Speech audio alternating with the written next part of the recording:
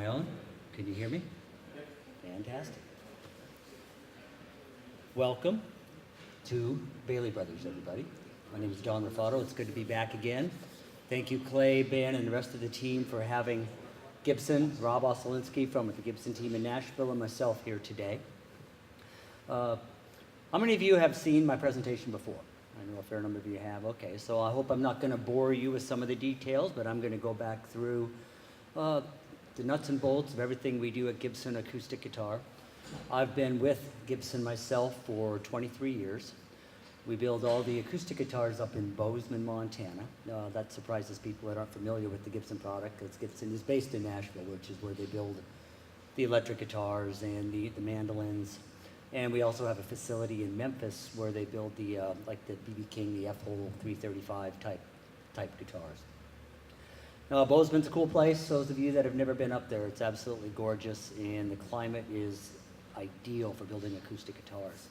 A little bit about how we got there. Gibson was in Kalamazoo, Michigan for decades and decades, from 1894 when the company started. In Kalamazoo, they built all the instruments, the mandolins, banjos, electric guitars, arch tops, acoustic guitars. In the 70s, a company called Norland bought Gibson. And it was one of those situations, those of you that are familiar with motorcycles, we always make the analogy, it's like when AMF bought Harley Davidson. They really didn't care about the product, didn't know anything about instruments. It was just another bottom line money-making thing, they thought.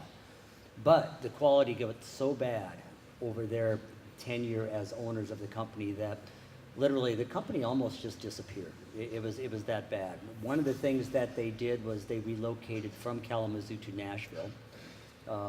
Good move in a lot of ways, because it's just the Music City vibe, the whole thing gave it a little bit more panache in their opinion. But one thing they didn't think about was what the climate can do to the building of this type of guitar. With electric guitars and arch tops and mandolins and that kind of thing, banjos, it's not that big of a deal. But the sides on these guitars average about 95 thousandths of an inch thick. The tops and backs average about 110 to 115 thousandths of an inch thick. If the wood isn't acclimated properly, if the wood isn't dried to the right moisture content before you build it, the guitar's not going to hold up. And they built some good guitars, but they just couldn't get the consistency to a point where it was profitable.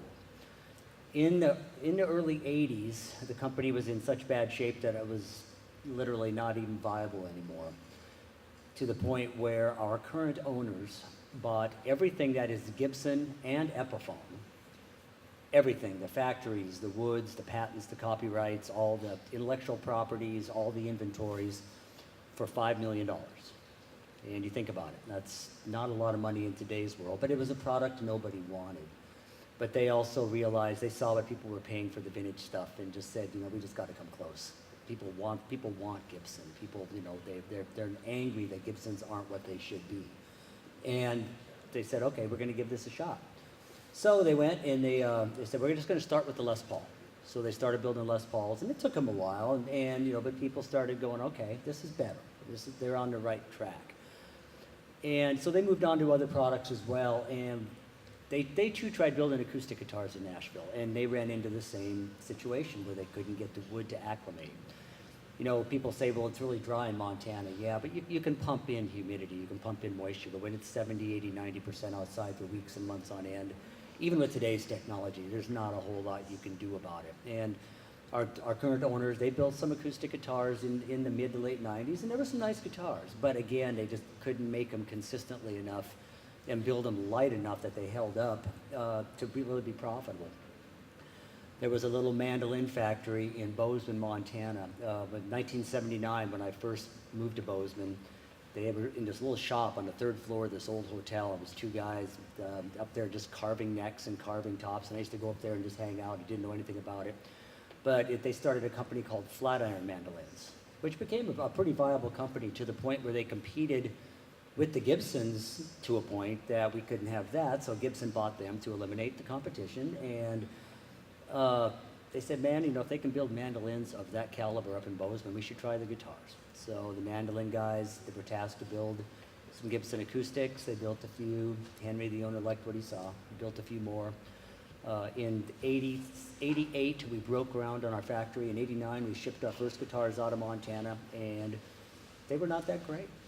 It took us a while. We didn't have really any trained builders. We didn't have the right tooling.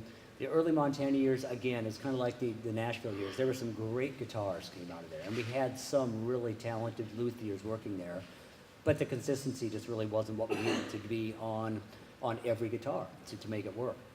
After about 5 years, Henry, the owner, basically said, we need to fix it or we need to shut it down. And he sent up a new management team from Nashville, from the custom shop, electric custom shop, and that was kind of the beginning of the turnaround for us. It's been been incredible ever since. The guitars are better every day. I hear it from people like Clay and Ben and customers every day that the guitars are more consistent and just better than they've ever been in the past. You know, every guitar is different. Every piece of wood is different. Not every guitar is going to be the best guitar in the world, but you just have to build the most consistent guitars you can, and I feel we're really doing that right now. Those of you that play, and a lot of you are fans of Gibson, you know that. You've seen the good and the bad, the ugly over the years, and the stuff right now, everything they get in, it's really nice. We have a great team of people.